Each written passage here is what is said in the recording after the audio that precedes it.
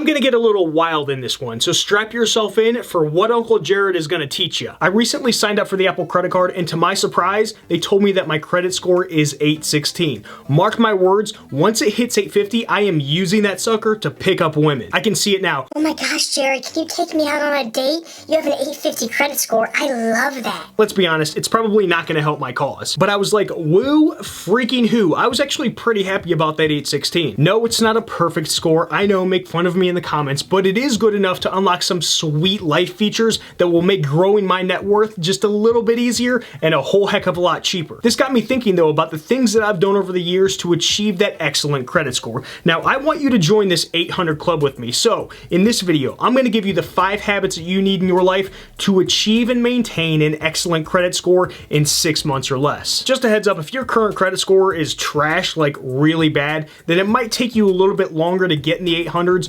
but for the average person, this is achievable in 6 months. Keep in mind that just because you have an excellent credit score or a very good credit score right now doesn't mean you can't lose it, so pay attention. Hey, I'm Jared with an A, and on this channel, we like to talk about all things personal finance and investing, and we also try to have a little bit of fun as well. The first habit is to use a credit card for everything. I'm gonna take the opposite approach to Dave Ramsey and tell you to cut up all of your debit cards. Stop using them. Just kidding, folks. Settle down. I actually like Dave, but seriously, don't cut those debit cards up because you might need to use them at an ATM to get some cash out if somewhere you're going doesn't take credit. But seriously, stop using a debit card. You should always default to using a credit card. Using a credit card isn't inherently bad. Look at it like a tool that responsible adults use to enhance their financial life. Just like, we'll say, a hammer, you can use it to either build a house or, of course, hit yourself over the head. Now, if you follow the rest of these habits that I give you, then you will not be hitting yourself over the head when you use a credit card. And your credit score is going to increase. If you have multiple credit cards, then make sure to charge at least a little bit of money on it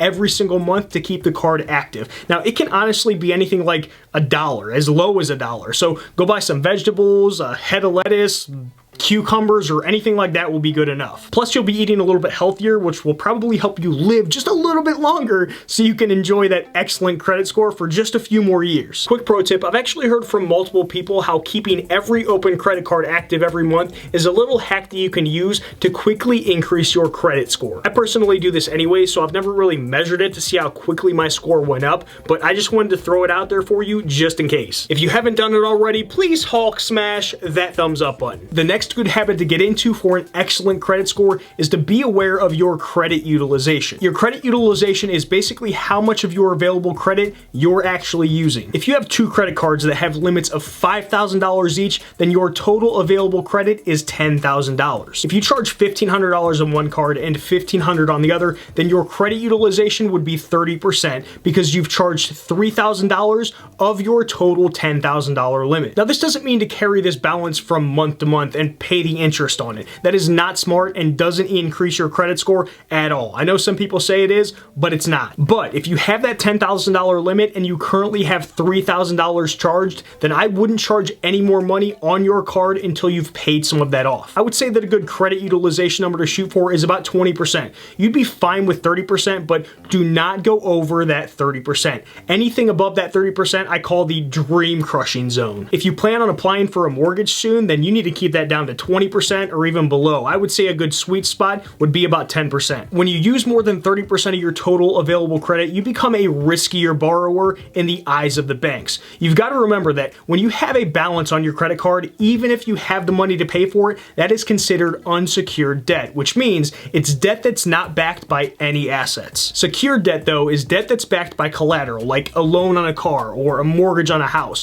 One of the reasons these have lower interest rates is because the banks know that if you don't pay them, then they can take that physical asset and resell it to at least cover some of their loss. With a credit card, you're not swapping a physical asset for their money that you use. They're essentially letting you use their money and taking your word for it that you'll pay them back, which is another reason they charge extremely high interest. The 2 obvious ways to keep your credit utilization in check is by either charging less or increasing your lines of credit. To increase your lines of credit, you can either call your current credit card companies and ask them to increase your your available credit or apply for another credit card. Let me know down in the comments below what your credit score is and any habits that you have to help increase your credit score that might help the rest of us that I don't mention in this video. For the record, as long as your score is above 800, then that's good enough. An 850 gives you the exact same benefits as an 800. So once you join that 800 club, then just stay there. You actually may want to get a little bit above an 800 so that your score can take just a small hit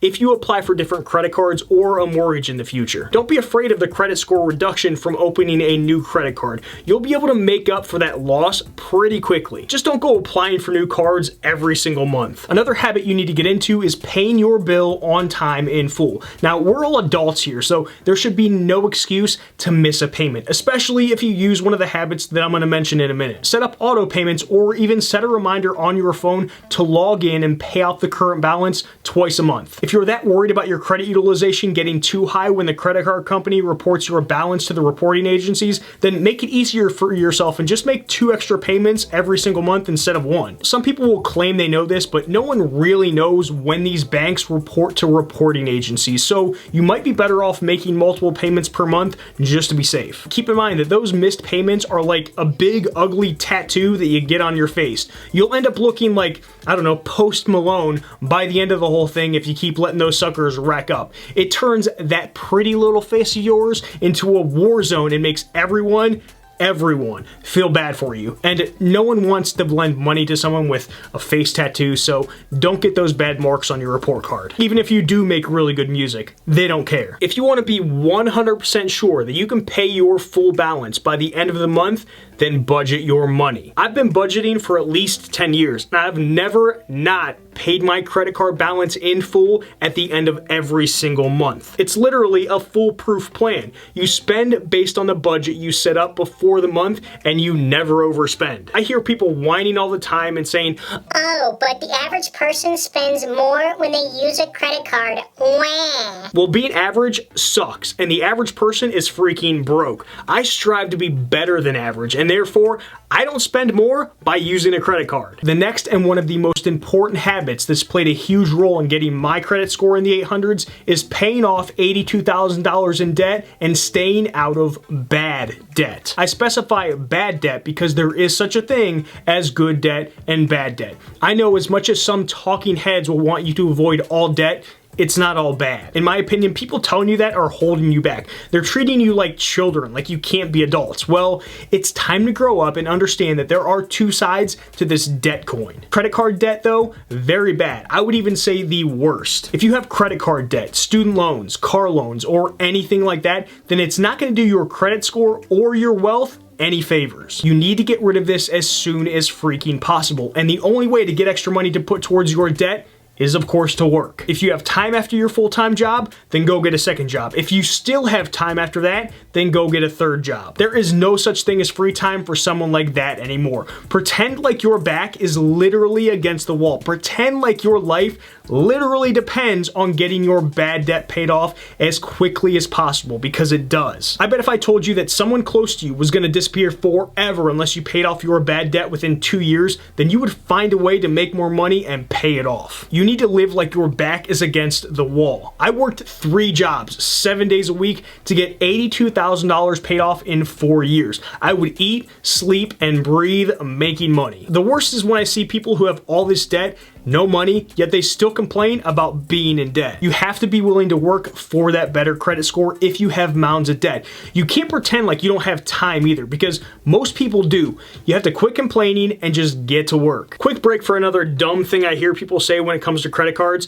But you're going into debt by using a credit card. Even if you pay it off every month, you're still in debt at some point. I see what they're trying to do here, but that's just not true. If I always have more than enough cash in my bank to pay that bill, then technically I'm never in debt from a credit card. The only time you're actually in debt with a credit card is when you get charged interest, because you didn't pay the bill like a financially responsible person. The next habit that you need to get into to get your credit score in the 800s is to not pay attention to it. I don't really check my score more than twice a year because there's no reason to at this point. When I do, I'll use a website like Credit Karma or Credit Sesame since it's completely free. I'll throw some links in the description if you want to check your credit score out with either of those two websites. I'm all about setting up systems and processes to make my life just a little bit easier. And in this case, as long as you have the system in place, like the things I mentioned before up until this point, then your score will do nothing but increase. Once you hit a credit score in the 800s, I want you to stop obsessing about it so much. Just do the right thing and your credit score will take care of the rest. Don't forget to Hulk smash that thumbs up button. Make sure to check out the description of this video. I put together a bunch of playlists and resources to help you out with all of your personal finance and investing needs. I'll see you in the next one, friends. Adios.